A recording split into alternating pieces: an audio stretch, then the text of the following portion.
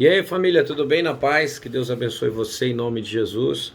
Mais uma vez a gente está aqui com um assunto bem polêmico, né, que virou notícia aí no mundo inteiro essa semana, e eu queria compartilhar sobre a palavra de Deus em relação a esse assunto com você, tá?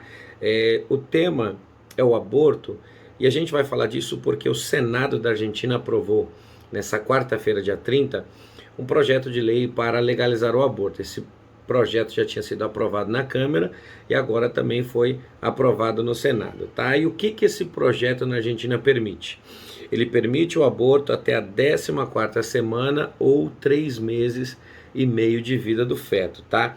Com 14 semanas, o corpo já está todo formado, com a aparência de um bebê, a genitália já está aparente e a partir desse momento, a questão da gestação nessa criança é só crescimento e ganho de peso.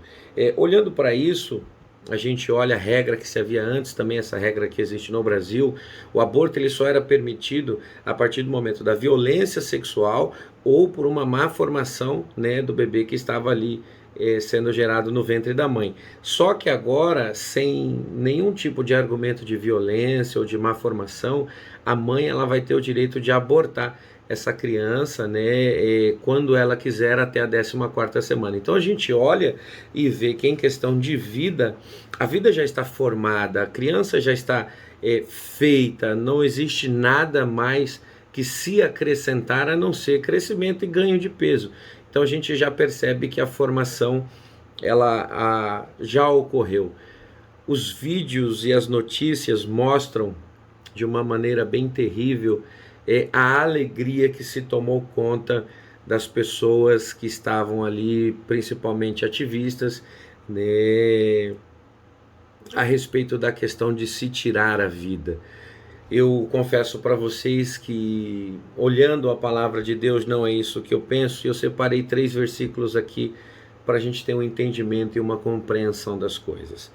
Primeiro Êxodo, né, no capítulo de número 20, verso de número 13, a gente vai ver a palavra de Deus dizendo, quando Deus estava legislando as regras sobre o seu povo: não matarás, não tirar a vida, não estabelecer assassinato, homicídio.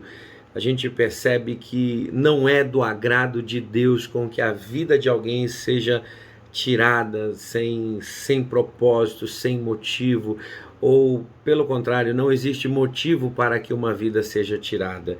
Essa é uma ordem do próprio Deus, e a gente vê mais uma vez o ser humano ele querendo mexer nas coisas que Deus estabelece. Salmo 139, o salmista vai escrever no verso 13 da seguinte maneira: tu criaste o íntimo do meu ser e me formaste no ventre da minha mãe. A formação de uma criança no ventre, ela é uma formação divina. É Deus que está colocando a sua mão, é Deus que está operando o processo, é Deus que está gerando a vida. A morte e a vida estão nas mãos do Senhor. Então ninguém vai nascer se essa não for a vontade de Deus, ninguém vai ser formado se esse não for o querer de Deus, o plano de Deus para a vida de alguém. Então a gente vê Deus deixando bem claro que Ele não quer que se mate, a gente vê Deus estabelecendo pela sua vontade e formando a vida de alguém. E o profeta Jeremias escreve no capítulo 1 a seguinte frase, né? E muita gente já pregou, já ouviu, já viveu e já reconheceu o plano e o propósito de Deus para a sua vida a partir desse texto. Antes de formá-lo no ventre, eu o escolhi, e antes de nascer, eu separei e o designei profeta às nações. Eu não consigo concordar com essa lei de aborto, porque, primeiro, o homem não tem direito de tirar a vida de ninguém. Segundo, ninguém nasce, né, por vontade humana. A gente percebe que todo mundo que nasce segundo a vontade divina, com a manifestação divina, com a formação, né, acontecendo através da manifestação do poder de Deus. E a gente percebe que ninguém nessa vida nasce sem propósito. Às vezes as pessoas podem errar nas escolhas dos seus caminhos, às vezes as pessoas podem falhar nas decisões que tomam para a sua vida, às vezes as pessoas podem errar o alvo. A vida de pecado significa errar o alvo. Mas eu não vejo ninguém crescer, ninguém nascer, sem que antes um propósito de Deus fosse estabelecido para a vida dessa pessoa. Jeremias é alguém que agora, como adolescente, ele está negando, ele está rejeitando, ele não quer aceitar, ele não quer viver aquilo que Deus está falando, porque Deus está dizendo que ele é um profeta.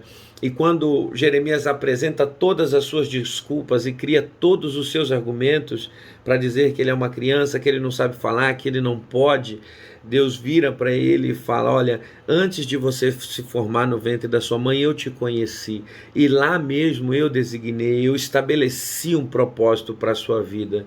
Você está dizendo que não é capaz, mas eu já te capacitei para isso. Você está dizendo que não pode fazer, mas eu já fiz você nascer com isso estabelecido sobre a sua vida. E olhando segundo a palavra de Deus, não tem como eu me alegrar, eu estar feliz com essa comemoração por causa de aborto. É uma atitude, na minha opinião, segundo a palavra de Deus, muito triste, muito infeliz, e o homem sempre se voltando contra Deus, o homem sempre se levantando contra aquilo que foi estabelecido segundo a vontade de Deus. E quanto mais distante de Deus o homem está, mais próximo da destruição, do caos, da miséria, da desgraça ele vive.